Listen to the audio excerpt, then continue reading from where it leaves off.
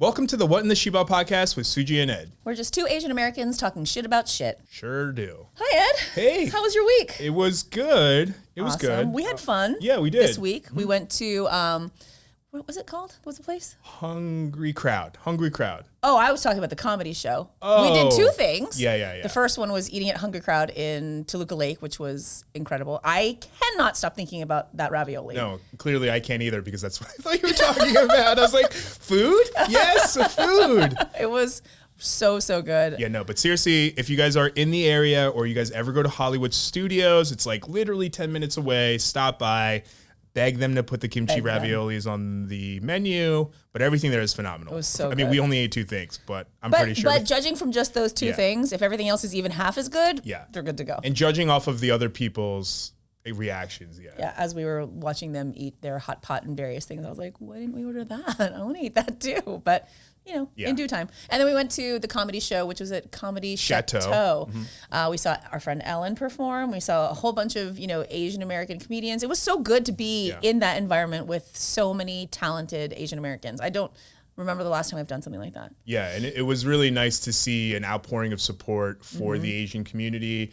As someone who's tried stand-up comedy themselves, it's really refreshing. And when I did it, I was the only Asian person. That's so brave. Yeah, That's so brave. I don't think I'd have the guts to do it. I think I could do it, but then I'm like, no, but I couldn't. For the longest time, my first time I ever got up on stage, I bombed so hard. I told one joke, and as people started clapping, that like adrenaline washed over me and I instantly forgot everything. And then people started being really supportive. They started clapping and they'd be like, you got this, which made me more nervous. Oh no, that makes it worse. Yeah. And then I was always like, thank God that recording doesn't exist. And somehow I found it. Oh no. Like 2 years ago. And I was like, oh God. I was like, delete. And I was like, no, I can't delete this, but you should play it for us. You should put a pause in the editing right now and just play a clip. Would it be putting you on the spot to be like, tell me your best joke? Yeah. Get a little bit of plastic surgery around the eyes, dye their hair once a week black, and call themselves Asian. I don't see what the problem is. Is it really that implausible? Well, that was the worst part. And then when someone noticed me at Target one day, and they were like, I know you. And I was like, no, you don't.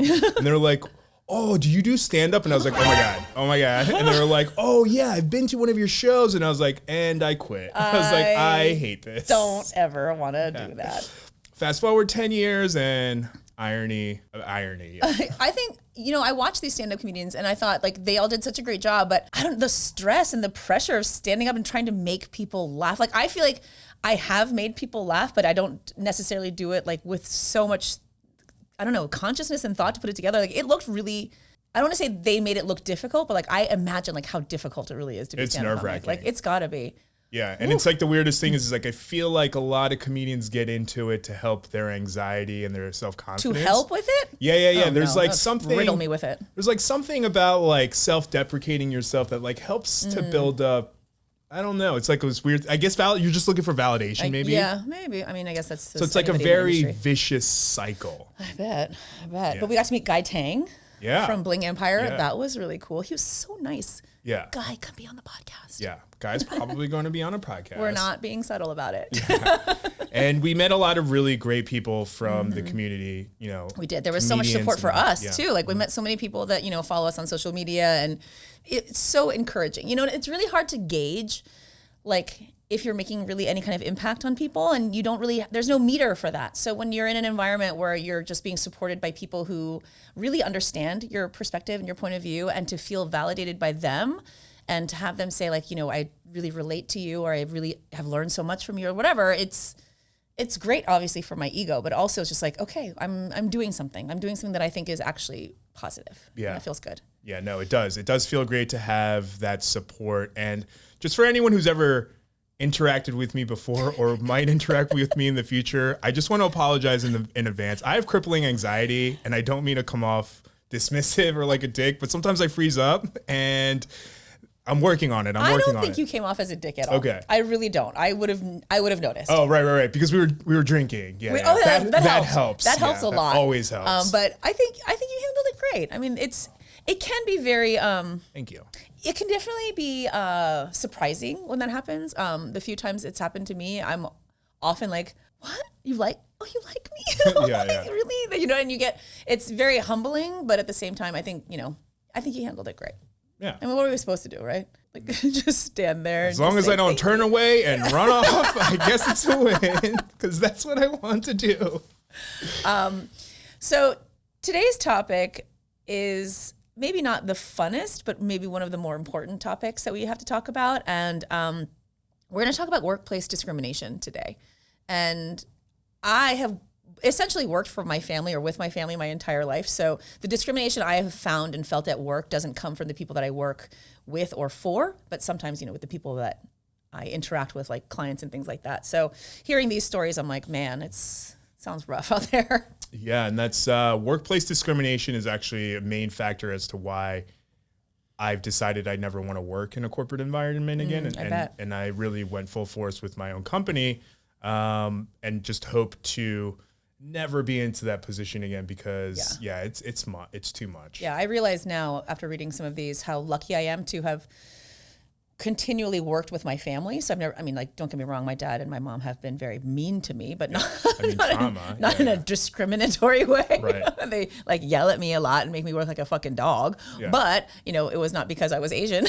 So at least I had that going for me. I mean, it's because you were all Asian. Right. Right.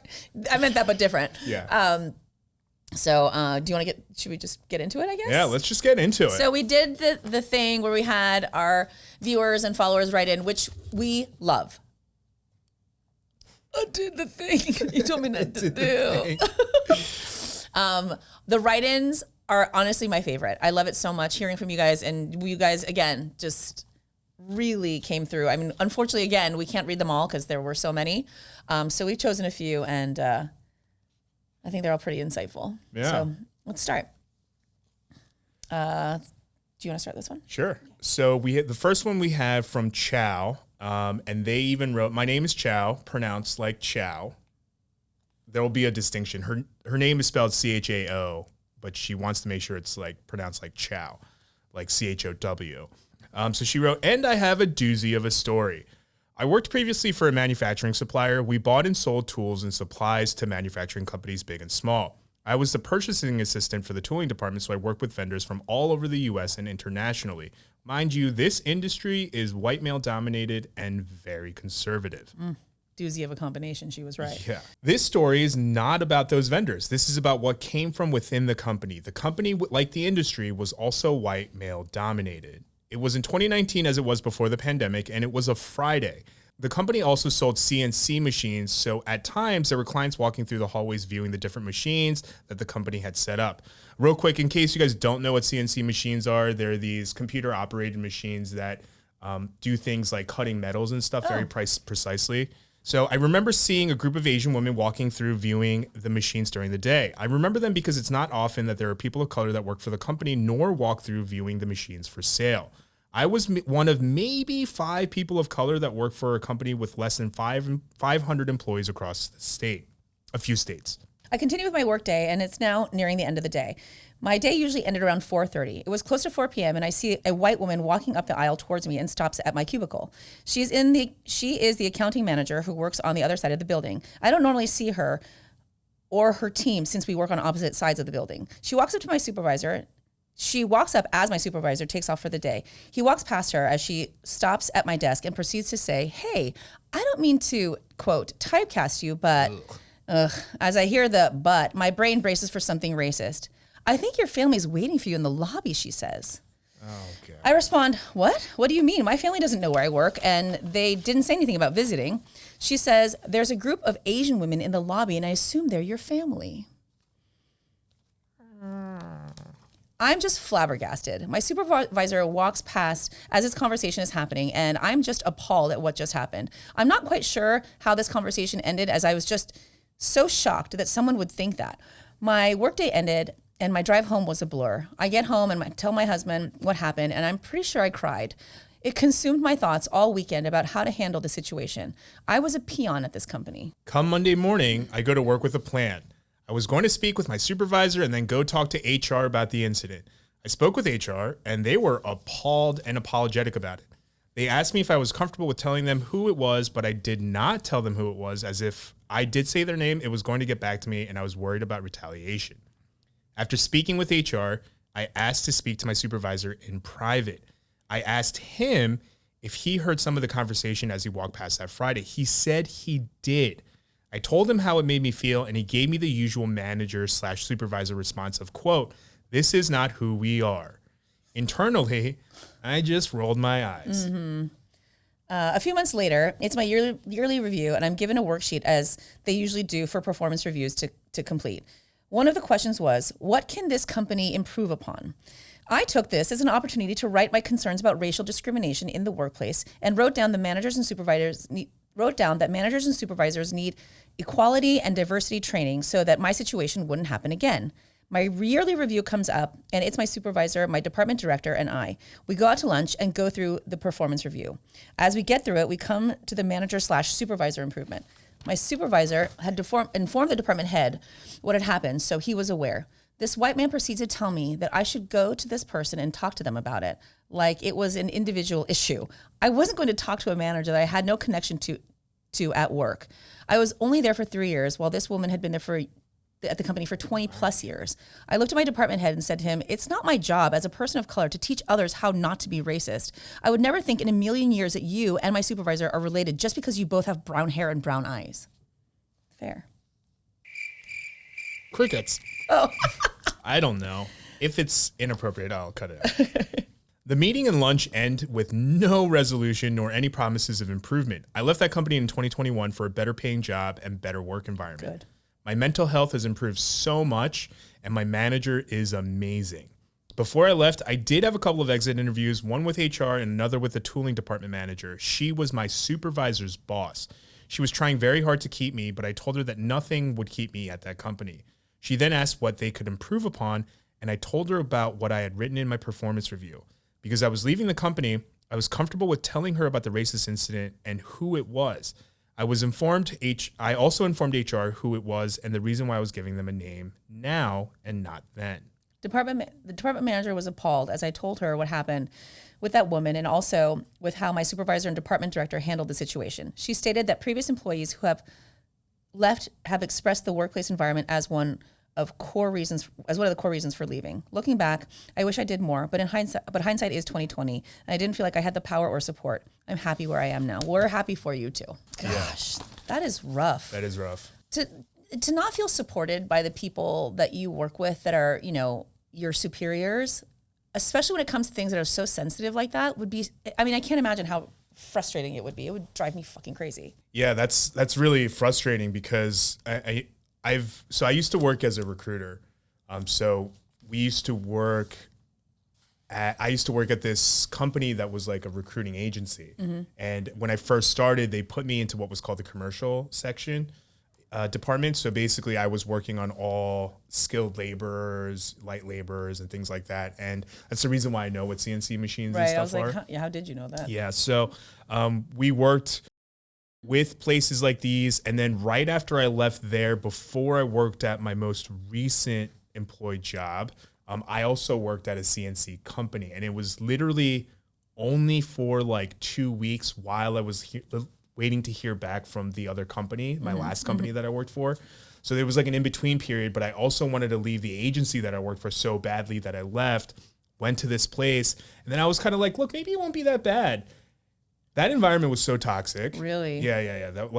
I literally left because the company that I ended up working for before I worked for myself, which, I'll get into why I'm not naming that company later on, but I basically called them at like 3:00 in the morning LA time because they flew me out here for the final interview. Mm-hmm. And I knew that I was getting the job. So then I called in to be like, oh, hey, sorry. Yeah, I'm quitting today as of effectively. And it was so toxic. It was that bad. It was a CNC machine place. It was right outside of Philadelphia. It was the kind of company where the owners literally invested millions of dollars into a granite floor for the workroom, which if you don't know much about CNC machines, there's a lot of oils and stuff that happen. There's a lot of stuff that's happening. And it is literally a workplace hazard. I was going to say, doesn't that make it really slippery if the floors are granite? Exactly. They had these like terracotta or whatever it was, like really expensive marble over $1 million. They like then invested like another $500,000 to put like a helicopter pad. And all the while, the machinists that were working there were one of the least paid machinists in the area. No surprise. And that's just like a very small glimmer into the whole culture of the company. Well, good thing I never need one of these machines that I know of, because I don't want to buy one now. But it sounds like from Chow's experience, and it is, it's a very male dominated, and skilled laborers, especially in America, is a very white dominated area. And I can only imagine from the workplace scenarios that I've seen what Chow went through, but luckily it sounds like she found a place that is not discriminatory. They're just Asian people in the building and they're your family. Now, mind you, I work in my family's business, so in all likelihood, the Asian people in my business are my family, but that is different. Like, I've been in other places, like other like businesses or around, and they're like, oh, I think your sister's in the other room. And I'm like, my sister's not here. Yeah, but like, aren't you together? Like, no. Right. But like, how annoyed do normal people get when people are like, oh, I went to so-and-so college, and people are like, oh, did you know so-and-so? And you're like, there was 30,000 people. Literally. And people get annoyed at that. And now add in... I was just asking a question. Right. Now add in this like microaggression that has to do with race that we face on all the time. And it's not just annoying. Right. It's downright offensive. Right, right. Like, I can't walk through a place, any place, and not have you assume that because I'm Asian, I know every other Asian person there, or that they are somehow related to me. Like, do you know how many Asian people are in the world? How many there are? It's baffling that people think that, but then don't realize, like, oh yeah, I guess that is kind of probably annoying and offensive to you. Let me back off that. I don't think people realize that thought is what then is like the beginning of like where the discrimination happens. Right. A lot of people asked me and my business partner who's also Asian, and they would ask us if we were brothers. And that's annoying in itself, because it's like, look, just like you said, not all Asian people are related. Right. But then the step above, or I guess technically below that, is when then people would then get us confused. Yeah. And we, other than being Asian and male, look nothing alike. You know, one, I'm like, just the fact that I'm like covered in tattoos and he doesn't have a single one, or the fact that I'm like 7 inches taller. Right. But, you know, because we're not looked at as human first, it's just Asian presenting first. Right. It's just, you know, it gets, the program is We're not all the same. Yeah. You fuckers. Anyway, Chow, thank you so much for writing that in. And we're so happy that you're in a better place. Sounds mentally and as far as employment goes. So we're really happy for you. Yeah. Hopefully you're also getting paid well. Yes. Because CNC machinists are a dying breed. Oh, really? Yes. Skilled trades in general. Oh, yeah. I bet that. That's why I'm like a huge proponent of like, not everyone has to go to college. It's not for everyone. We need plumbers and we need technicians and we need people to fix our air conditioning. Welders. For sure. Yeah, there are people and they make great money. Yeah, I know a guy who does like, I don't even know, electric wire things in the ground and whatever. He has a beautiful home. And I'm like, why didn't I get into that? Yeah. I don't know the first thing about that. I don't even know how to describe it. Yeah, like fiber optics. I know someone who does like fiber optics. He works on like 600 feet, like those like radio towers. Oh, he climbs those, and I'm like, oh my God, dude, he makes great money, because like, who can do that? I can't do it. Our next story comes from Becky. I won't give her last name, just in case. Hello. Her Instagrams are Amers79 and Beckles20 on TikTok, and we'll have those, up here as well. Beckles, that's so cute, like freckles. Hello, I have been enjoying your podcast so much. Thank you. I have a workplace story that still makes me furious when I think about it. Like, my face is hot right now. I know how you feel, Beckles. A little background. My mom is Korean. Oh, that's why, And my dad is Caucasian. I'm a NICU nurse. When I was in nursing school, I was doing my ER clinical at a heart hospital in Indianapolis, Indiana. I was sitting with my preceptor when we overhear a conversation between two other nurses. A white lady was talking shit about Koreans. Every single stereotype that could come out of a person's mouth about Koreans just spewed from her nasty mouth. I like how you talk, Becky. Mm-hmm. Very descriptive. She talked about how her diabetic friend was visiting her son in Korea. Her friend's blood sugar was low and couldn't believe no one could understand candy or any bit of English. Like, you're in another fucking country. You don't learn any basic words, especially as a diabetic. Oh my God, those were the literal thoughts I was just thinking. Yeah, literally. I also guaranteed someone spoke English, but refused to talk to her friend, because she was being as disrespectful as this lady. I would have refused to speak to them too. She talked about how disgusting the food is, and am I reading this sentence right? and that the Korean women get so ugly when they get old. As opposed to getting ugly when you're 30. Right. And I mean, we can talk about other ethnicities and how they age, but anyway. Or don't age. This prompted my preceptor to turn around and very sternly state that I'm Korean. You would think that she would have felt bad and would have apologized, right? No. Motherfucker point blank asked me if I'd eaten dog. Doubling down. Then asked how I got so tall. Oh. I get that all the time too. Samesies. I was so shocked. I couldn't even think of anything to say. My preceptor apologized profusely. Being a student, I didn't want to get in trouble, but I couldn't get the image of this white, racist woman caring for my mother or any other Asian person out of my head. I wrote to the hospital and explained what had happened. Crickets. No one responded. I would never work for this hospital. This is the shit that proves that POC are treated differently in hospitals and don't get the same care as white people. I don't work at bedside anymore, but when I did, I tried to treat my patients and their families with respect, the respect that I'd want my mom to receive. Thank you for a great podcast. While some experiences are very similar, I still am learning a lot from you both and what it's like to be Asian in America. Also, fuck Jennifer. I'm assuming she means Jennifer Murphy, and yes, fuck Jennifer Murphy. But anyway. To infinity.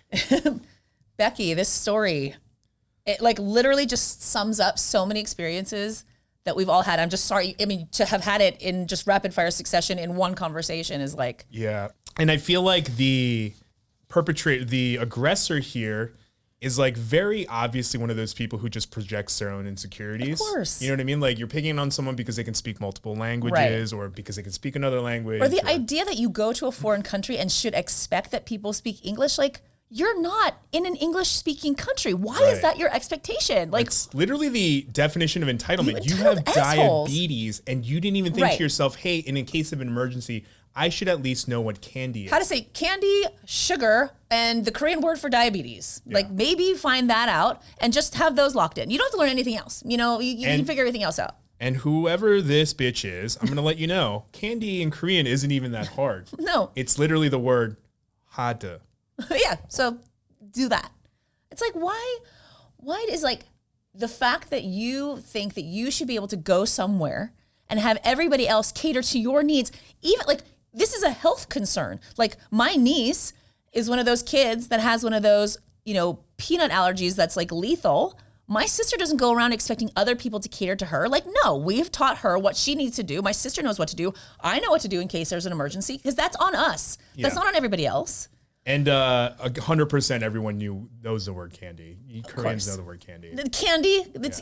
Candy. Candy. Yeah, that's it. It's also Korean, yeah. Yeah, nobody wanted to help your friend because she sounds like a fucking bitch. Yeah. Anyway. How did you get so tall part? We had this conversation over the weekend. Yes, I get that a lot. Yeah. I'm like 5'7", almost 5'8".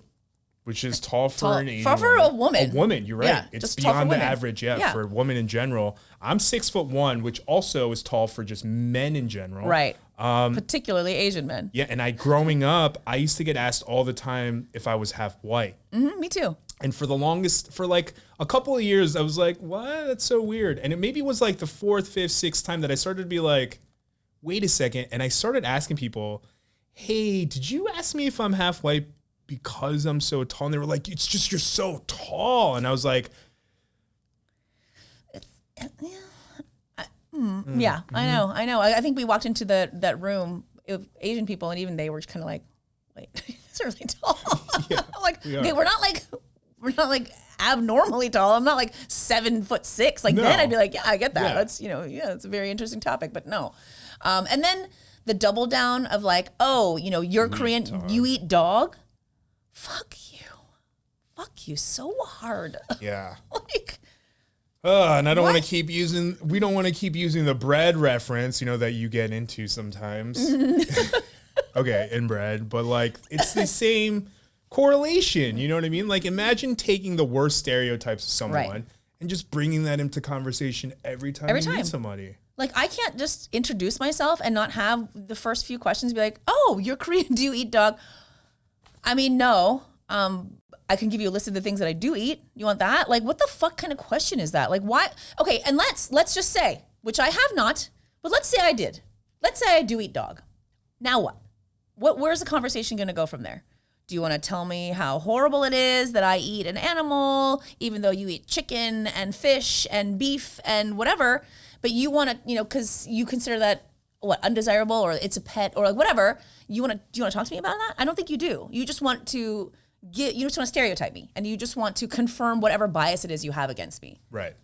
That's it. And those are just cultural norms. Right. Of those animals that you mentioned, some of those are sacred animals in other countries. Right. And those people are exactly appalled that we eat them. Well, like if you go to India, right. They say like, oh my God, you eat cows? That's horrible. It's literally they're sacred animals. Right. But like they would, like a cow will sit on your car and they can't even get mad about it because they're like, oh my God, our car's been blessed. You know what I mean? Right. So it's all. Well, and also that's the through line, right? I'm entitled. So you need to speak my language. I'm going to make fun of your food. You have to do what you know what I mean? It's like, I don't know. I think that's the overarching theme of these entries. Not to mention the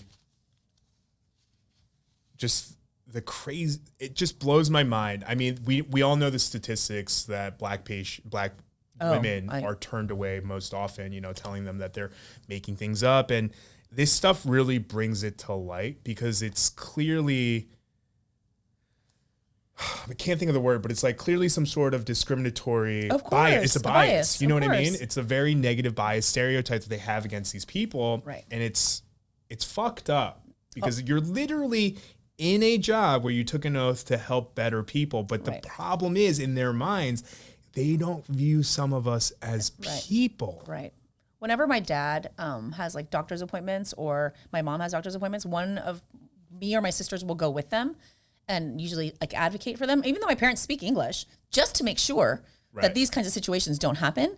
And a lot of times my parents, they don't have it on their radar like we do, and they don't catch that they're being ignored or catch they're being dismissed about their concerns. And I will say it's usually less me. It's more my younger sister, who's definitely more of like a fighter, if you could even imagine, who's like, no, you're not hearing him. That's not what he's saying. He's saying it very clearly to you, and why you're not listening is completely beyond me. And I'm like, oh, you're in trouble now. Yeah, but you need people like that in your corner because those people are going to be on their guard now because they're like, oh shit, this isn't one of those. Right. This isn't one of those Asians where we can just get away with it. It's fucking steamrolled.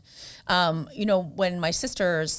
When my younger sister and we were both pregnant at the same time, we decided to be each other's doulas, which is just somebody who helps aid in, the birth. And since I did that with her, I had actually doulaed for I think 4 of my friends. Oh my God. I know, it's going to be really a weird thing for me to say, but I love pregnant women and I love birth and I think it was so amazing. It's like the most amazing experience of my life. Well, maybe I'll talk about that at some point. It just seems like a lot of pressure. It is a lot of pressure, but I wasn't alone. I just helped. I didn't catch the baby or anything. No, I'm just there to support the mom. And clearly I've never been through any of that, so I don't know. And one of my friends, her husband is black, and I could even tell when we were in the hospital that he was not being treated, or I could tell they were not really listening to him. And so it's his white wife, her Korean doula, and her black husband. And I was like, listen, I'm gonna step in. I'm gonna advocate. This is not just advocacy for the pregnant mother. This is advocacy for the whole family. And that includes the father right now. And you are not listening to him because he's advocating for his wife, and you're not taking this seriously. These are the things that, you guys need to hear also. And so, I mean, I can only imagine. I mean, the infant mortality and the maternal mortality rates among black women who give birth is astonishing. And in this country, this developed country, I don't know the statistic, I'm sure you can find it, but it's way too high. Right. It is way, way too high. And it's because black women don't get listened to the same way. Right. They really don't. And even I, as an Asian woman, I know I get listened to differently because I'm an Asian woman. And even that is not at the same level as white women, so it's not comparable. It's incredibly frustrating, but, hopefully there are more nurses. That's why we have dear Beckles. Yeah. That's why we have these conversations with the hopes that we can make a difference at some point, even if it's just one person to help open their eyes, Mm-hmm. This next one is from someone who goes by the name Tossit Terry, @Tossit Terry. Which we thought was Tassittery. Yeah. Toss it, Terry. I like it. So they write, "Hi, Soogia and Ed. My name is Toss It Terry. First-time writer, long-time follower." Thank you. Thank you. First of all, I'd like to say how appreciative I am for all that you do. I would like to say more on this topic, but I don't want the listeners at home to think I'm sucking up. So I'll leave it at that for now. No one would think that. No. As I'm sure is the common thread within the Asian community, I was the subject of a lot of stereotyping and quote unquote jokes growing up. I participated in it too, up to a point. So none of this is new or foreign to me. And if you asked me even 5 years ago if I'd ever experienced any kind of discrimination in the workplace, I'd probably have said no, just because it was so normal to me. In more recent years, I've become more aware of how these jokes can be harmful. And the story I'd like to share is one that still to this day gets my blood boiling. There's a lot of boiling blood on this episode today. Yep. This is a story about an exchange I had in 2021 with the vice president of a manufacturing company that I previously worked for. I work in human resources, parentheses, please don't hold that against me. I know a lot of people think of HR and roll their eyes, but it's evolving from the quote, Toby from The Office, I promise, end parentheses. And our office was an open concept setup where 8 of us in the department would work in a shared space with our own desks, but the space itself was isolated from the rest of the plant for confidentiality needs. The VP and other executives would regularly come in and sit, chat, quote unquote, shoot the shit, etc. It was all a very familiar casual vibe, and that was something I treasured for a long time. In terms of demographics, it's a small town in Canada. The town itself is mostly white, but the entry-level employees are mostly people of color who would commute from neighboring cities. I myself am Chinese, and in our Department of Aid, I was one of 3 people of color, which I guess statistically doesn't sound too bad, but it still felt pretty isolated. So now that the context is set, here is the scene. The VP, myself, and a few other coworkers ranging from HR manager to HR associate are in the HR office having an open discussion about food. The topic of different kinds of meats come up. You know, the usual ones like chicken, pork, beef, and then move on to the less common ones in my area anyway, like bison, horse, alligator, etc. Then the VP laughingly says, I heard that the Chinese restaurant downtown serves cat and dog as their meat. He then went on to say that he knows the owners and makes these jokes with the owners all the time, blah, blah, blah. I let it pass for the moment because I am by no means the person's professional equal. And while we did have a rapport, I wasn't feeling brave enough to address it in front of a group of people. That's totally fair. Oh, yeah, I was just holding my breath that whole time. I know. The day wraps up and the VP comes into the office as part of our regular afternoon rounds before he leaves for the day. And this time, it was just one other coworker and I in the office. I'd been thinking about it all day, so I felt a little more confident in saying something. I started the conversation. I'll be her, you be the VP. Hey, can I talk to you about something you said earlier? Yes, of course. What's up? Would you agree that the joke you made earlier perpetuates a negative stereotype towards Chinese people? Yes, but... And to be honest, not much else was significant enough for me to register as important detail from that point. After a bit of back and forth, he got increasingly frustrated and got louder and louder and then eventually left. One thing that I did take particular note of was his use of the stereotypical line, okay, fine. I just won't make jokes like that around you anymore. Way to solve a problem. Things from here got progressively worse. Shocker. The VP owns a farm, and there was talk of a group of us going to visit to see newborn lambs. Cute. The VP now felt uncomfortable with having me at his farm, although I wouldn't have gone anyway. But rather than simply confronting me, he expressed to my coworker, a good friend of mine, that he needed to cancel the visit altogether because of me. Whenever we were in the same room together, it was very tense, which made the familiar casual vibe that I really loved just disappear. Also, there was another situation where he made a joke referring to quote unquote the short bus. Oh my God. Yep. To which I made a WTF face. Say it. What the fuck face? And then he later told the HR manager that he felt like I was targeting him. Oh, are you the victim? Okay. And then there's a smiley face. There were other things. Of course there were, but those are the ones that I just haven't been able to shake off because even though they were, quote, small, they were still so insidious, you know? And I know this isn't the most traumatizing situation to ever happen, but what really gets me worked up about this is that this is the VP of a company. You know, one of the people who are supposed to set the tone for the workplace culture, coming to the HR office, you know, the place where you should be considered pretty safe, or at the very least where people are on their better behavior, to say these things and make these jokes. If he's saying that in the HR office, what is he saying outside on the floor to people who may be even less comfortable than I was to say anything about it? The VP was so close to retirement, so the general consensus was that there wasn't a need to do anything about it because he was on his way out anyway. But what about those people who might be harmed in the interim? What about his family, his community outside of his workplace? I'm happy to say that I did end up leaving that job less than a year later, and the VP has since retired. I'm sure without having learned a single thing. Thanks for your time. I'm awkward. Goodbyes. Hangs up the phone. That really made I'm assuming me your name is Terry. That's Terry, hilarious. that's hilarious. I'm also terrible with goodbyes. Hangs up phone. Yeah. Wow. I mean, like, she's absolutely right. You're the fucking vice president. Like, we look to you to lead us and create the culture in this company. Right. And like the restaurant dog joke thing, like, enough. I mean, I didn't know 5-year-olds could be VPs. That's crazy. And then they're retiring soon at the age of 7. Yeah, that's some fucking retirement plan. That's some pension they got at this company. Talk about Nepo, baby. Yeah, really. And it's like, why would he be comfortable doing that in front of HR? Like, these are the people who are supposed to take care of these things when these things happen, which means that obviously he was close to retirement, so he's probably so out of touch. But like, that's no excuse. That is no excuse. It is your job to continually evolve, especially if you are a leader. And he just was completely uninterested in that. It's so frustrating. Yeah, and also I want to preface this, probably should have said this at the beginning, but anything that comes off like advice, this is just purely from our opinion and should not be taken as professional advice, even if we have professional experience. So Did I give advice? No, I'm just saying moving forward because I'm about to. Oh, shit. I was like, oh, no. Because I'm about to say some shit. I was like, I don't think I did. But I've also worked in HR long enough to know.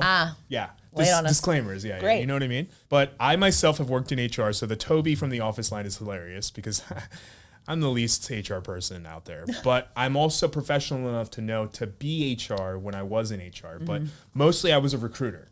So my last job that I worked for, just to get to the front part of it, I'm not naming that company.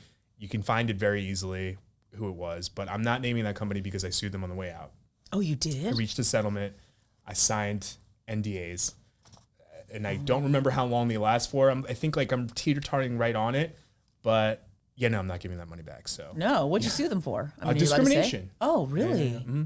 Discrimination. I did not know that. Yeah. Fuck them. So I totally understand what people are going through about the blood boiling part. Yeah. Because for me, that's not how I feel anymore. Because to be honest with you, when you sue a company, you know, when you leave, or I've even heard some people suing them while they're still there, which is mind blowing to me. It's not awkward or anything. Yeah, right. I've actually heard some people say it was okay. Really? I don't understand how. I don't. But for me, I feel like a lot of people's blood boiled because it just was never resolved. And that was the last feeling that they had about it. So it just remains. Whenever you think about it, that last feeling just comes right back up. For me, my last feeling regarding this whole situation was just exhaustion. Yeah. So for me, the anger's not there. Okay, that's not a lie. That's a lie. Yeah. I still get angry about it, but my blood doesn't boil because immediately I just get washed over with the fact that like it was exhausting. Right. And I didn't go to court or anything. We ended up settling, but just having the whole thing looming over my head, because it took like 1.5 years. Right. It was a really long time to constantly be thinking about it. Of course. Wondering what's going to happen, you know, all of that stuff and trying to move forward. So, yeah, no, I totally get it. And also working from someone who worked in HR, this is very typical. I bet. The higher ups, HR being inappropriate, it's very clear. It's very similar across the board. The last company that I worked with, you know, we've had the head of the HR go up to a black subordinate, go, oh my God, your hair. No. Touch. And she was a minority, Asian, Hispanic woman of color going up to a black woman and without permission, touching her hair in front of the whole department. It's so inappropriate. I've heard In so HR many reps in interviews asking people what they do on Sundays, and then after the interview say, yeah, because we don't want anyone who like goes to church every weekend, because then that means that they're not loyal to the company. They have other priorities. What? Yeah. HR fucking reps. Wow. That's talking crazy. with the hiring manager who was like the director. Yeah. That's crazy. Back to the Black women and their hair. I am an employer. You know, we own our own business. And there was this woman, Rachel, who worked for me like 10 years ago. And she actually just recently started working for me again. She moved and then came back. She's wonderful. But she's this Black woman. And I remember on her second interview, I had hired her. And she's like, okay, well, do I have any restrictions on my hair? And I was like, what? What? And she's like, are there any ways that I'm not allowed to wear my hair here? And I was like, no, of course not. I would never.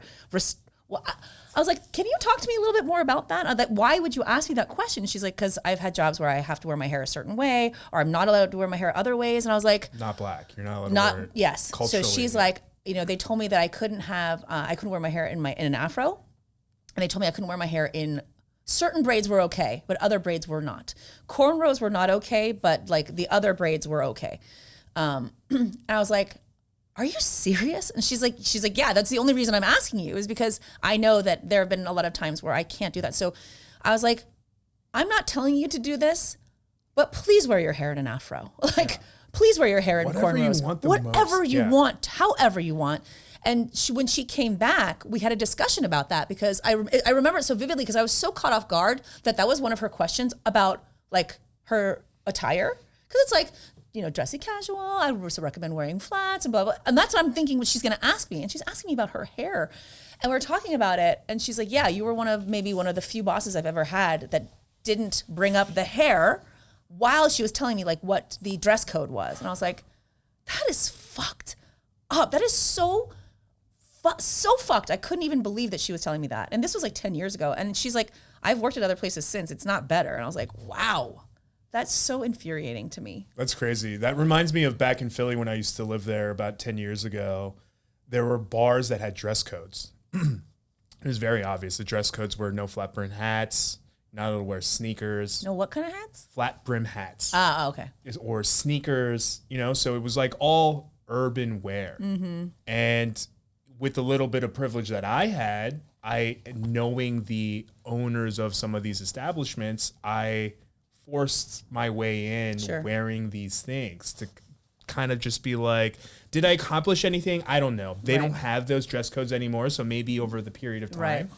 But it was just to try to help with that stigma of just like, I don't understand what you're trying to do. Yeah, no, I understand exactly what you're trying to do. I do. And I don't subscribe to that. Right. I don't agree with that. Yeah. And I've had other employees, you know, Black employees who have been wearing like she wore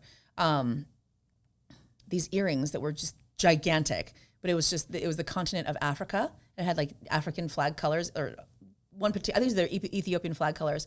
And she's like, are these okay? And I was like, the fact that they're so conscious of it and they're so hyper aware of like what they're wearing and how people are perceiving them, it really broke my heart. And I was like, that's something that I've never had to think about. I've never had to think about like what my hair looks like when I go into work. My hair always just looks like this and it's so widely accepted. But like, if I were to wear my hair in its natural form, this is fine. But for them, it's not. And to have to work under those conditions, to have to be somebody's subordinate under those conditions, it's got to be so fucking stressful. Right.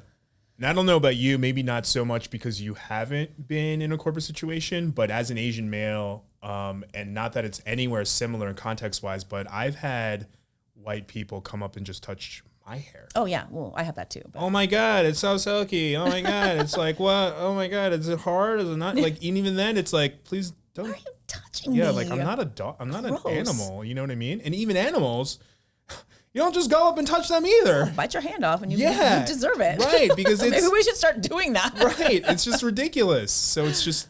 No, I've had people do that to me. A lot, actually. They've touched my skin, like my face skin. Oh, your skin, it's like, you're like a porcelain doll. No, I'm actually a human being that's going to break your fucking finger if you touch me again. Or they say, oh my God, Asian women, they're so lucky. They have the best hair. I'm like, first of all, my hair takes me forever because I actually have curly hair. And they're like, no, you don't. I'm like, okay, I'm lying. Like, stop. Yes, my hair is actually kind of curly and I have to wash it and condition it and blow dry it and then flat iron it. And they're like, really? I thought I'm like, yeah, well, maybe that's the problem, is that you think things that are inaccurate. So start there. Yeah. And do less of the touching. So that's going to get your fucking hand broke. Yeah, it's the same thing you tell your kids. Not your stuff. Yeah. Be respectful. Keep your hands to yourself. That shouldn't be something I have to tell a grown adult. I mean, I had it happen not even 2 weeks ago. Oh my God, your bob, your hair is so silky, like all the time. Touching me. I was like, no, don't. I'm not on a catch these hands. It's not a touching day. Yeah, no. But yeah, it's literally mind blowing. And what I was thinking about this morning before getting ready was, while I was reading through some ignorant comments, and while my fingers decided that they were just going to reply, even though I was like, don't do it. Don't do it. I'm doing it. Yeah, but it got me thinking about how social media kind of made people forget that some of them kept quiet in school because they weren't smart. Mm-hmm. You know what I mean? Like, people forget that, getting swept up in this freedom of speech thing, which, yes, obviously is a very important thing, but because their lack of remembrance in education, freedom of speech applies to the government. Right. It applies to the government. It doesn't mean that you can just go around saying whatever the fuck you want, no matter, regardless of how not intellectual it sounds. Right. And that isn't just prevalent in social media. It has started leaking into real life, which includes the workplace. Right. And that's why, for me, when people say it's just a joke, it's just a joke, what's the big deal? It's like, because these jokes, the accents, all of these things start to leak into other areas of the world that will actually start impacting people in ways that it's not a joke anymore. Right. Having your vice president tell you, that you eat dog, or, whatever, like, these things all then, it all evolves into something else. Yeah. You eating dog, you being this, you being that, has now evolved into you are less of a human to me. This has evolved now into you should get paid less. Evolves into you should not get your promotion. You are not as human as these other humans. Right. That's why these things are so insidious. And when people say, like, it's not a big deal, you're making a big deal, I'm trying to stop it before it becomes a big deal, because it will. And that's why, like, hearing these jokes and people using these fake Asian accents, it's like, these little dehumanizing things, they don't amount to much one at a time, but just it keeps happening and they accumulate. Like, why is that so hard for people to understand? Right. I mean, it was such a simple concept. It was even written in a historical book called The Fucking Bible that all of these fucking these people like to Maybe you fucking heard of it, but you haven't read it, but you've heard of it. But I mean, even in the Bible, the idea that if you have a thought, you've already committed the sin. And it didn't necessarily mean that, like, oh, having a thought is the same thing as carrying it out. It was the idea, it was the most basic way to tell people back in the day that once you start having the thought, if you don't stop it, it will snowball into action at some point. Right. It's that easy of a concept that it was literally written thousands of years ago. Yes. Well, and, again, they just kind of pick and choose the things that they want. But that's the whole point. Privilege. Right. I want these parts, the parts that serve whatever agenda I have, not the actual parts about being a good person. Right, which then clearly goes into this story as well, because it's like you could be in HR, and you know what's right and wrong, but for some reason you can pick and choose who it's okay to do it and who when it's not okay to do it. You know what I mean? Like, and the main reason I ended up leaving that company was because one of the major stories I had was, so my last name is Choi, I don't hide that. But a lot of people, even as a kid, when leaving voicemails on a machine, hi, we're looking for so-and-so Chow. And ever since I was young, I've always said that's the most racist thing ever, because never in the English language does the letters O and I next to each other make an ow sound. Ever. Like, even when you misspell boy, choice, like, it's always an oi sound. You know what I mean? The fact that you see that name and you associate it to being Asian, and you just assume the words ching, chang, chung comes out, which started out as what? Oh, it's just a joke. Right. And now look how it Right. Like literally seeps in through your whole body. So as a recruiter, you talk to people all day. You know, you're calling candidates, trying to get people to get hired or interview. And so I go to my supervisor, my manager, and I tell him this story about how someone called me Mr. Chow because it was fresh on my mind. I had a meeting with him that day. And I tell him that exactly like I told you, like, you know, never in the English language is the O-I make an ow sound. He thought it was hilarious. It sounds great. Even though my demeanor the whole meeting was clearly upset. Right. And like, it wasn't okay. Yeah. I was very perturbed at Yeah. the very nicest way to say it. Disgruntled. Right. He thought it was hilarious. So then he starts calling me Mr. Chow. No, he didn't. He starts calling me Mr. Chow in the office loudly. Shut And this motherfucker was loud. He had a booming voice. And like, I have a booming voice. Yeah. This motherfucker had a booming voice. You're fucking kidding me. Calls me Mr. Chow. I'm somewhat new at this company. It is, I would want to say it's a Fortune 500 company. It's really sought after company that people want to work for. And I'm trying to start a career there. So I just let it go. And then a friend of mine who's a person of color, I played a prank on her. She, as a prank back, because she had access to it, made me a name card that said Mr. Chow. Which, with her and I, funny because, you know, we're commiserating on our shared... Well, also the power dynamic is different. Exactly. There is no power dynamic. Right. We're equals. Right. In position, in status, in the world. Comparable pay, all those things are probably pretty similar. All of those things. So, totally different. I leave it up for a day or two, but he keeps calling me Mr. Chow. And because she made it, I think he validated in his mind that it was okay, forgetting that he's my superior, he's a white man, and we're in HR. Yeah, right.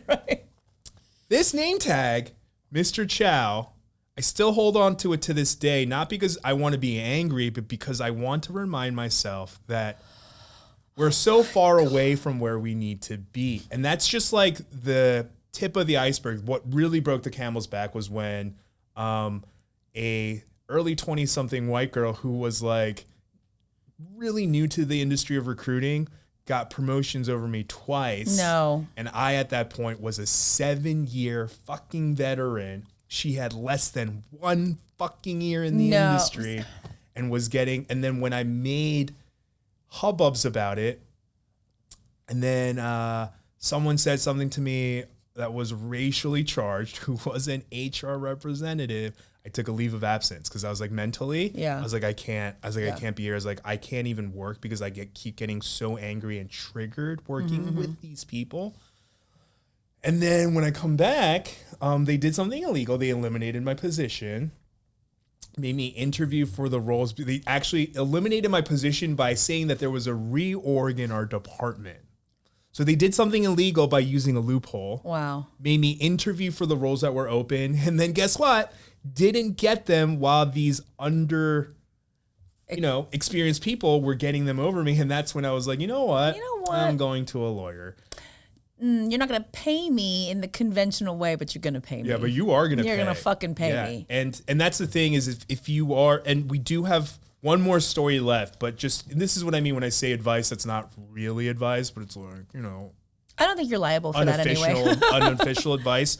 If you feel like stuff is happening, you have, before you start making the complaints and all that stuff, you have to start getting the evidence as soon as you can. Start printing out and forwarding yourself all the emails. Start writing down in a journal, date, time, person, exact comments, verbatim, all that stuff. And even in some of the interviews that I had to re-interview for, I secretly recorded those, which in California is technically not usable in court. Right. I don't know if it's like technically illegal, but you can't, it's not admissible in court. I don't think it's illegal, but But you can't, it's not admissible in court, but I use that to my leverage to be like, I can't use this in court, but I can use blast it out all over social media. You know what I mean? And so it was exhausting, but that was the thing. I had enough evidence to the point where I was able to take it to a lawyer. And, sometimes when you do these things, even though you're doing the right thing, there will be backlash. Some of the friends that I thought were friends,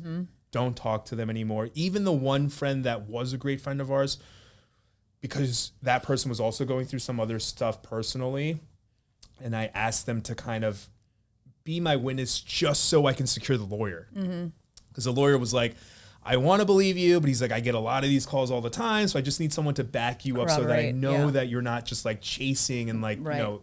Just trying to get paid. Yeah. Right. So like, even that fell apart. Luckily, you know, we're friends again. We came back, we squashed everything and reconnected. But it's just, there's a lot of stress, drama, and you have to prepare yourself for a war. Of course. That's essentially what it is. Right. Well, and also fighting for something like that is uphill. Yeah. Right. It's not usually like, oh, well, this will be an open and shut thing. It's like, it's also like, well, maybe he just perceived it that way. That was not my intention. That was never, you know. Yeah. And like the company can try to do whatever they want. I literally went to them. I was like, there is one Asian person in this whole organization that is in a a director role. You want to know what department? What department? Accounting. Yeah, I could have guessed that one.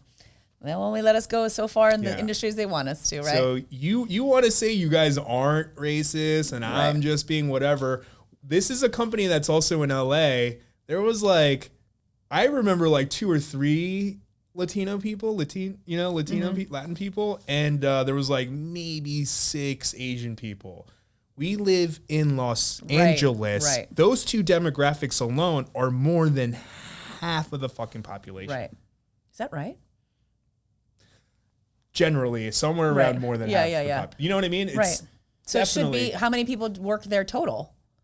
Oh, there was like, I want to say at least like 1,500 to 2,000. Oh, see, I didn't know what like the population density of the company was. Wow. So like 10 people of color? Yeah, at least in the headquarters office. Right.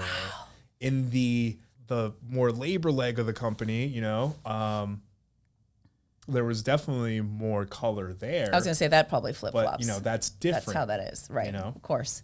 You're good enough to do the legwork for us, but do the hard stuff. I don't like bending down. But not good enough to like have the good corporate jobs. Right. So frustrating. Well, tell it, Terry. Tell it, Terry? Is that what it was? Toss it, Terry. Toss it, Terry. Told it, Terry. Yeah. Terry tells him to toss it. Thanks, Terry, for your story. That was very fucking annoying. Yeah. Got it. And we're really sorry. We are really sorry. Okay, our last one comes from Steve, who is, I believe, Chinese American? Yes. Okay. Hey, guys. I was working as a vault teller for a payday loan company in 2007. My mom had made me shish kebabs for lunch, which I took to my job. I'd offered my painfully Caucasian coworker some, and the woman had all the audacity to say, "There isn't any dog in this, is there?" I responded, "No, but you know that's really offensive, right? You know I don't mean anything by that." I never ended up reporting her because I was a little fearful of retaliation. Thanks. Short and sweet, Steve, but we totally know exactly what you're talking about. Yeah, I mean, this is this third time now the dog has come up in conversation. I've had it. Yeah. What the fuck? Like, if you want to talk about xenophobia, like, it's always the go-to. It's always the go-to. People say that to me completely out of the blue for no reason. Yeah. I could be talking about anything. Yeah. I could talk about like, oh, I went to take my car to go get an oil change. Were you on your way to go get a dog sandwich? No, I wasn't. Yeah. Or even videos where I'm like feeding my dog snacks. Oh, so he's a cannibal now. I made a video where I was like, oh, my dog is Korean because I feed him Korean foods as a joke. Comments, literally, I mean, clearly from children because, not original. It's not always clearly. Oh, so he's Korean. That means he's a cannibal? Right. What? Right. Do you know that I have 2 dogs, Huey and Jilly. We'll post a picture here because they're so good. Adorable. They're so adorable. And I love them so much. And they should absolutely have a starring role in my social media. But I don't show them because if I show my dogs, people will say the craziest, most fucked up shit to me. I did a video where I was just giving them treats. I give my dogs cucumbers. And they're like, give them something fattier so they can bulk up before you eat them. And I'm like, it made me so angry. Like, I had tears in my eyes. First of all, because like, that's so fucking racist. But the thought of killing and eating my dogs makes me like sick to my stomach. Like, it's like eating somebody that's in my family. And I'm like, it made me so upset. So I barely show them, even though they're the most wonderful animals in the world. Fuck those people. Fuck those fucking people. But like hearing people repeatedly say that, like, oh, is that your dinner? Or like I've tried to be funny about it. Like they did a comment like, oh, you know, she's gonna eat her dogs, and I made a video of like me trying to put Huey's giant head in between a hamburger bun. To be like, oh yeah, I don't know if I can take a bite. It's too big. But he ate half of the bun before I could take the video. He like snatched it out of my hand and ate it. But I was like, I shouldn't have that fear to be able to like express and share the joys of my life because of these kinds of things. But you know, that's like the go-to.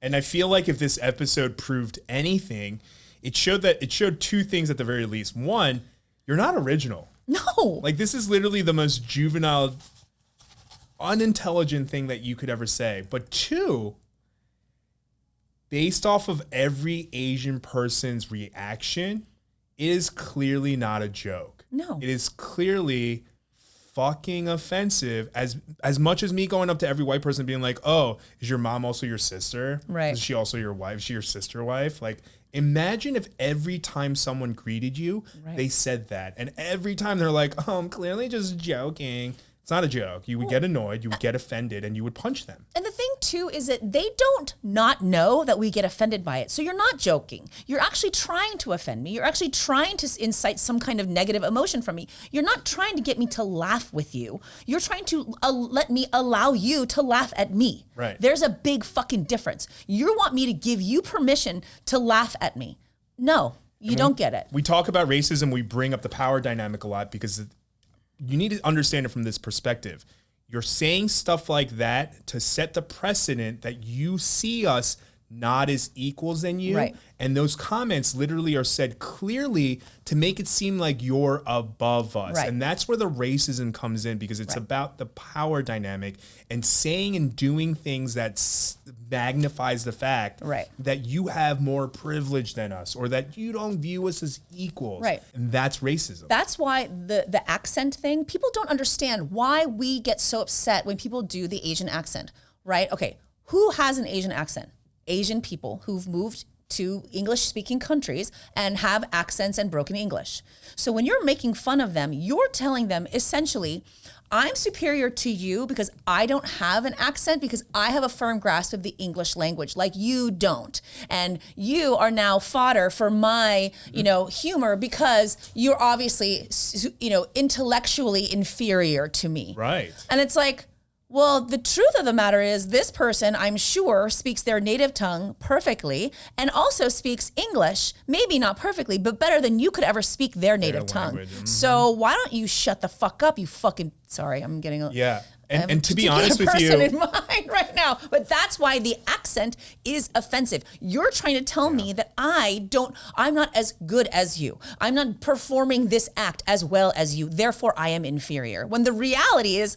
I actually know twice as much as you, maybe 3 times as much as you. Some people 5, 6, 7 languages speak with an accent. It's like, how many languages do you speak? Right. Jennifer Murphy? Sorry. Barely speak one correctly. I mean, coherently. Right. So it's like, that's why the accent is so offensive. It is offensive. And it has greater effects than people know. I mean, speaking for myself personally, I was so hyper aware of the accent thing that I used to yell at my mom because I was scared, because she didn't have that great of an English. You know what I mean? It was a bit of a struggle for her. And every time she made a mistake, I would literally make her feel stupid. I would yell at her. I would berate her in public. I would literally be like, just stop. And I would talk for her. And to this day, I made my mom feel so insecure about it that she refuses to speak in English around me. Oh. Ed, that's so sad. Yeah, and now as an adult, I feel so horrible. I'm sorry, Ed. I know that feeling. And it as much as it was my fault, it wasn't my fault. I was just a kid trying to survive. And I didn't realize that I was affecting my mom and fucking her up so much, You couldn't have known. And I've heard her speak English. Yes, she has an accent. Yes, it's broken. Sometimes she fucks up the order a little bit, but people clearly understand her. But it was our own insecurities that made us feel that way. She refuses to speak it around me because of me. I know that feeling. I've worked with my parents, like I've said, my whole life. And there have been, I go through this like kind of back and forth where I'm like so like defensive of my parents. And like people have been like, you know, is there somebody else I can speak to, somebody that speaks English? And I'm like, they fucking speak English. They speak English. And you know full well that they speak English.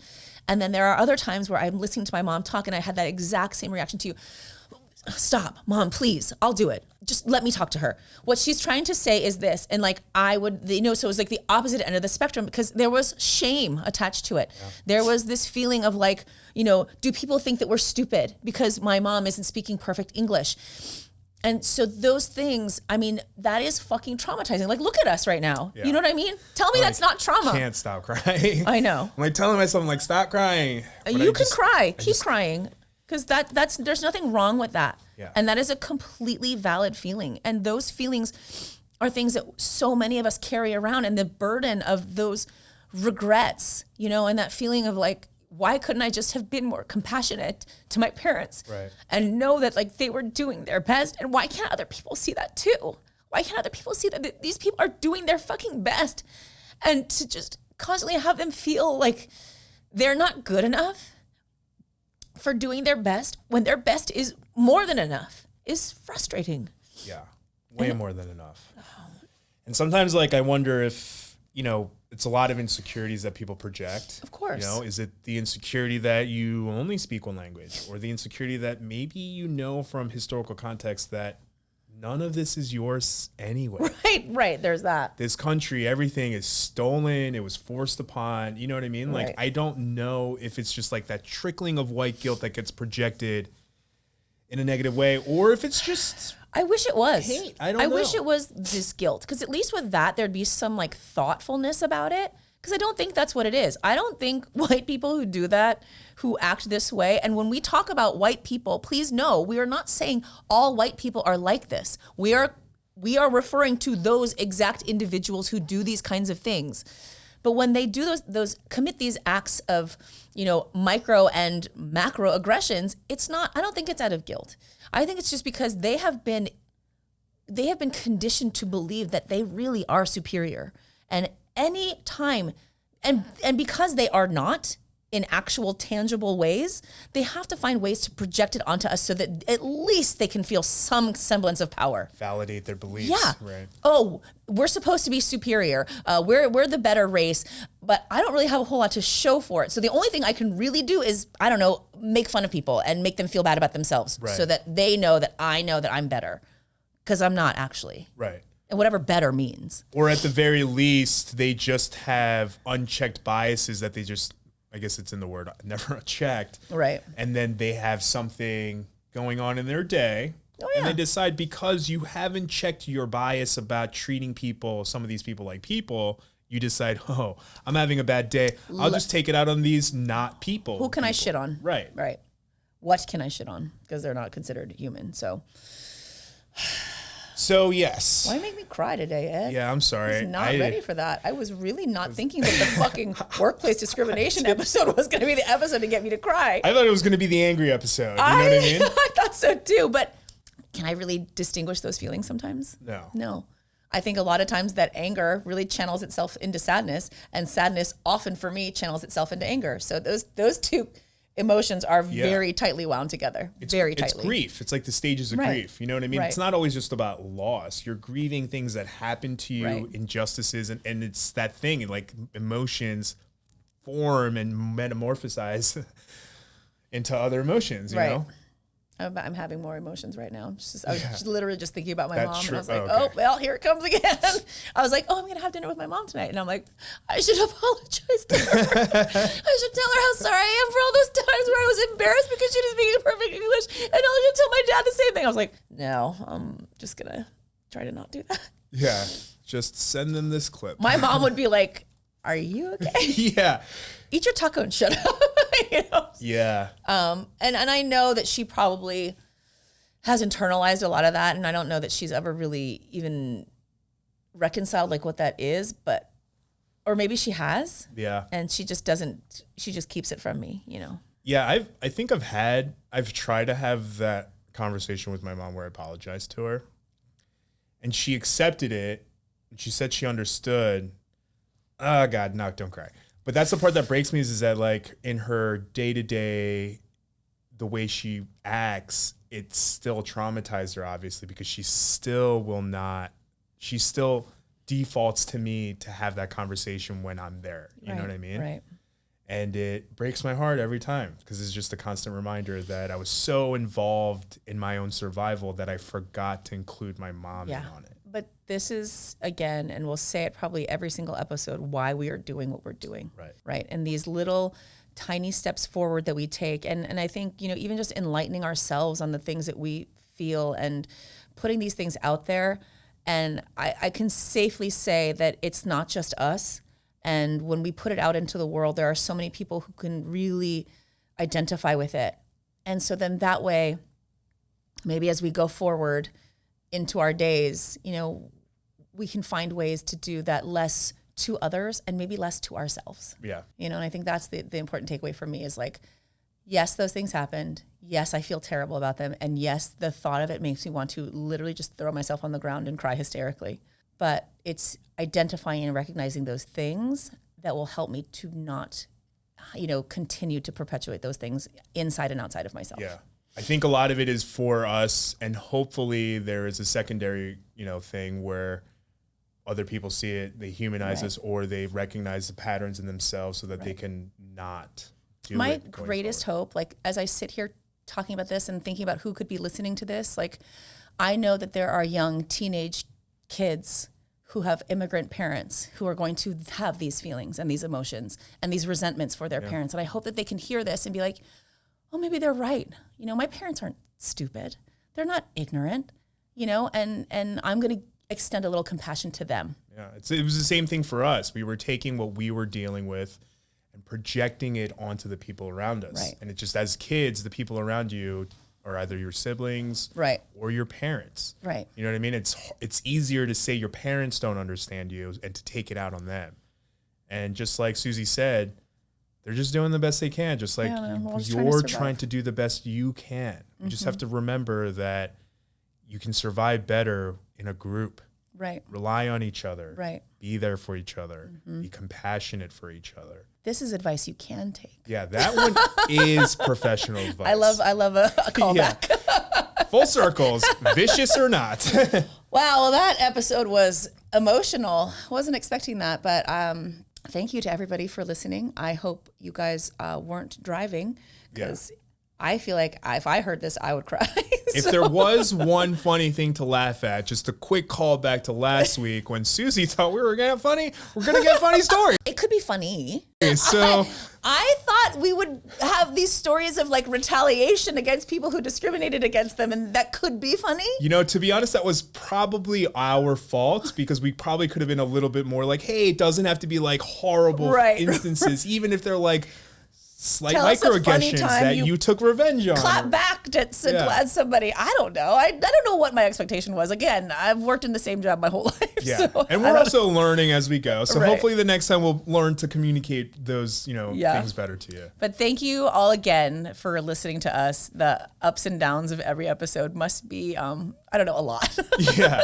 Hopefully we're progressing. I've read a couple of comments of people saying that, we're getting better. Thank you. Were we bad? Yep. I was just about to say that. I was like, the Asian in me makes me like, the first ones were that bad? So bad? Yeah, no. We do thank you for being along on this journey with us. And as always, if you do watch us on YouTube, please watch us on YouTube. I swear, I don't know where I'm even going with this, but if you do watch us on YouTube. Oh, if you watch us on YouTube, just know that we don't coordinate our outfits. Oh, right. It just happens that way like every week. Yeah, which may be the reason why this podcast is so great because we're like same. So like, one with each other. Well, you're going like this, which is the opposite, but it's, yeah. Well, it's because you told me not to fucking touch the microphone and now I'm fucking paranoid. But make sure to follow us on all of our socials. You can find me on Instagram and TikTok at Soogia1. And I am Etch-a-Sketch with a J. You can find us on all the platforms at WhatintheShibal. And also, if you are watching us on YouTube, please make sure you like, subscribe, and ring that bell. Ding. Otherwise, thank you so much. Give them our email too. If you guys have any suggestions on episodes that you want us to talk about, we, of course, love hearing from you. So go ahead and send it to our email. Our email. Don't fucking call me a boomer again. I'll reach across this fucking room and punch you in the face. I was going to say through the mic, and then I was like, oh, wait, we're here. Yeah, boomer. You're in person. Bitch. No. But our email, what was actually, before I say the email, what's funny is last week after I called you a boomer, I don't know if you caught it, but then I say at WhatintheShibal.com as if it was a website. So, but please send us any suggestions on topics, things you would like to hear from us. Questions, anything. We are going to do an AMA at some point. We'll let you know. So don't send those questions in yet. But if you do have any suggestions, it is WhatintheShibal at gmail.com. Thanks for listening. And okay, bye. Boomer. I got your boomer right here. Oh, man. That was good times. Woo! Always like to end laughing and or crying with laughing. Yeah. Laughter through tears is my favorite emotion. Yeah. Laughter through tears. That was a good one, though.